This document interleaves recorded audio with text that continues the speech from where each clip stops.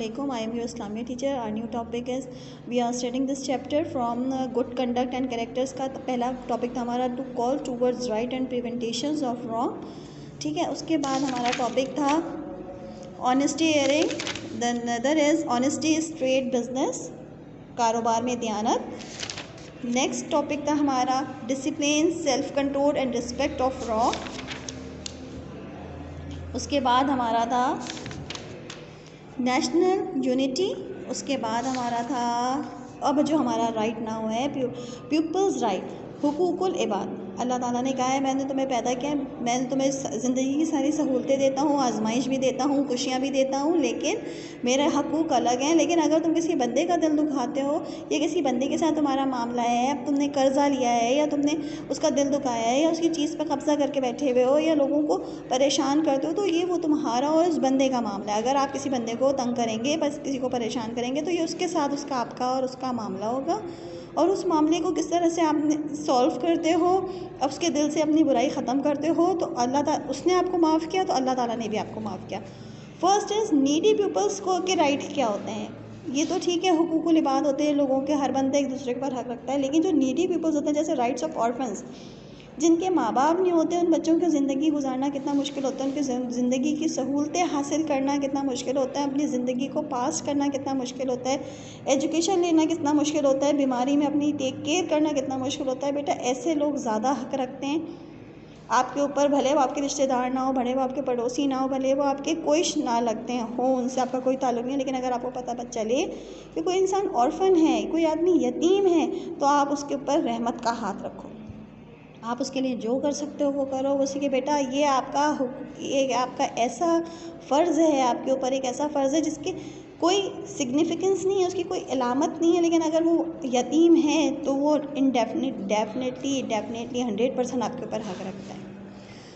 यतीमी की ज़िंदगी से अल्लाह ताला ने कहा है, अल्लाह ताला ने भी कहा है कि यतीम लोगों के सर, हालांकि अल्लाह ताला देने वाला, अल्लाह ताला अगर देना चाहे तो उनको किसी भी राह से दे सकता है, लेकिन अल्लाह ताला ने भी कहा है कि यतीमों के सर पे हाथ रखो. Next topic is right of widows. जो बेवा औरतें होती हैं, विडोज़ उनको कहा जाता है. विडोज़ जो बेवा औरतें होती हैं, बेटा मैंने यही शुरू में भी कहा कि नीडी जो हक़ रखते हैं उनके बारे में. अब कुछ लोग होते हैं, कुछ पेरेंट्स होते हैं जो अपनी ज़िंदगी में ही बेटी शादीशुदा तो हो जाती है, लेकिन जहेज़ की सूरत में या हक़ की सूरत में उनकी जायदाद में से जो भी उनके पास चीज़ें होती हैं उसमें से अपनी बेटियों को वो हक़ अदा कर देते हैं. बेटियां जो हैं, लड़कियां जो हैं, वो उसमें से अपना जो भी गुजारा है ज़ेर माश है उसमें से अपना पूरा करती हैं. लेकिन अगर वो लड़की विडो हो जाए, उसके हस्बैंड का इंतकाल हो जाए, तो उसके बाद उसके क्या हुकूक हैं ये बताए गए. उसके बाद सबसे पहला हक़ उसका ये है कि उसके जो शौहर की जो भी उसका छोड़ा हुआ उसकी वेल्थ है, जो भी उसकी छोड़ी हुई दौलत है, उसमें से उसको एक बेहतरीन हिस्सा दिया जाए ताकि वो अपनी स्पेशली अपनी जो इद्दत है वो पूरी कर सके. मुसलमानों में शौहर के इंतकाल के बाद औरत की इद्दत होती है 4 महीने 10 दिन. उसमें अगर उसके माँ बाप की तरफ से भी उसे नहीं मिला, उसके शौहर की तरफ से भी, शौहर भी गरीब था, उसके पास कोई जायदाद या कोई माल दौलत नहीं छोड़ के गया, तो वो आपके नेबर्स और आपके रिलेटिव्स का फ़र्ज़ बनता है कि आप उस औरत की किफ़ालत करें 4 महीने 10 दिन तक, और फिर आप वो राज़ी है तो वो दूसरी शादी कर सकती है, री मैरिज कर सकती है, लेकिन किसी के ज़ोर पे नहीं. उसके बाद वो घर से निकले, अगर वो शादी नहीं करना चाहती है तो अपनी किफ़ालत के लिए नौकरी करना चाहती है तो अल्लाह ताला ने उसकी भी इजाज़त दी है. लेकिन ये 4 महीने 10 दिन के लिए उस औरत का ना आपका पड़ोसी होना ज़रूरी है, ना आपका रिश्तेदार होना ज़रूरी है, ना कोई और रिश्ता होना ज़रूरी है. अगर अब पता चला है कि ये औरत नीडी है और ये बेवा हो गई है और इसको ज़रूरत है, तो वो आपका फ़र्ज़, आपके फ़राइज़ में शामिल हो जाता है, हम सबके फ़राइज़ में शामिल हो जाता है ताकि हम उसकी मदद करें. और फिर शादी के लिए भी उसको इजाज़त है कि अगर वो चाहती है तो दूसरी शादी करे, नहीं तो अगर वो अपनी कफ़ालत कर सकती है तो वो जॉब के ज़रिए अपनी कफ़ालत करे. Right of peoples with special needs, इसमें भी आपका बंदे का आपका रिश्तेदार होना ज़रूरी नहीं है. अगर कोई बंदा बहरा है, गूंगा है, ब्लाइंड है, या डिसेबल है, उसके हाथ पैरों में कोई डिफ़ॉल्ट है, तो ये सब बीमारियाँ, ये सब तकलीफ़ें अल्लाह की तरफ से होती है। तो इनडायरेक्टली वो बंदा आपके ऊपर हक़ रखता है, ना वो आपका रिश्तेदार है, ना वो आपका पड़ोसी है, लेकिन फिर भी वो आपके ऊपर हक़ रखता है कि आप उसकी जो भी ज़रूरियात हैं उसमें मदद करें, और अगर आप उसको कारोबार कर दें तो वो सबसे अच्छा होगा बेटा, कि अगर ऐसे लोगों को इनकी रोज़गार पे बिठा दिया जाए, ताकि जितनी भी इनकम हो सके वो अपने लिए खुद मेहनत करके, और उनकी सेल्फ़ रिस्पेक्ट भी रहे और वो अपना काम काज भी करते रहें। राइट ऑफ ट्रैवलर्स, ये सबसे इम्पॉर्टेंट है।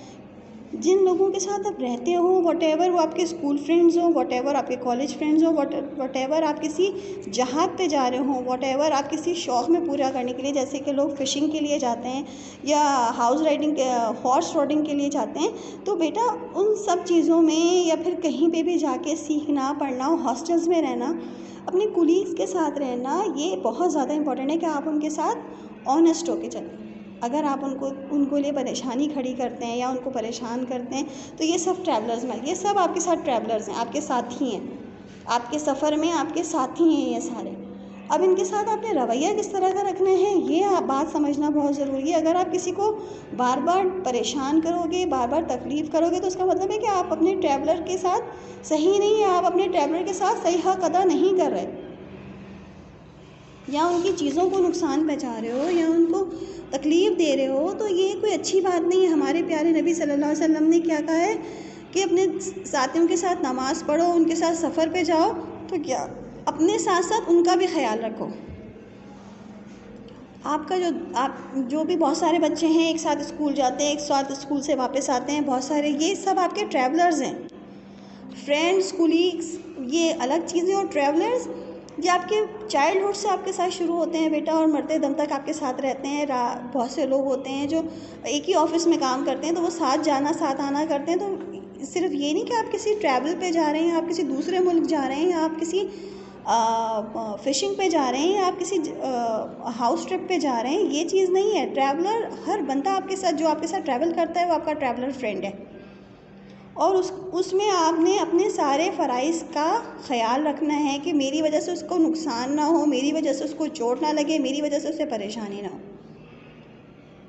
खाने में अब जो चीज़ आप खुद खा रहे हो वही अपने ट्रैवलर फ्रेंड को भी खिलाओ, जो चीज़ जिस रास्ते से आप जा रहे हो उसी रास्ते से उसको भी साथ लेके चलो। द होली प्रॉफिट सल्लल्लाहु अलैहि वसल्लम said anyone who may have an extra horse or camel should give to those who do not have them। और जो चीज़ उसके पास नहीं है और आपके पास है, सिर्फ घोड़ा या ऊँट नहीं, इसके अलावा भी स्टूडेंट्स हैं तो आपके पास शेयरिंग के लिए बहुत सारी चीज़ें हैं, आपकी स्टेशनरी हैं, आपकी कॉपीज़ हैं, आपकी बुक्स हैं। तो और इसी तरह से खाना, कि अगर आपके पास खाना आपकी ज़रूरत से ज़्यादा है तो वो आपने ट्रैवलर फ्रेंड को दो।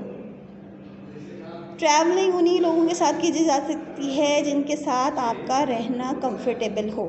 अगर आपके साथ आपका ट्रैवलर कंफर्टेबल नहीं है तो वो आपके साथ ट्रैवल नहीं करेगा। तो be a good traveller. Thank you very much.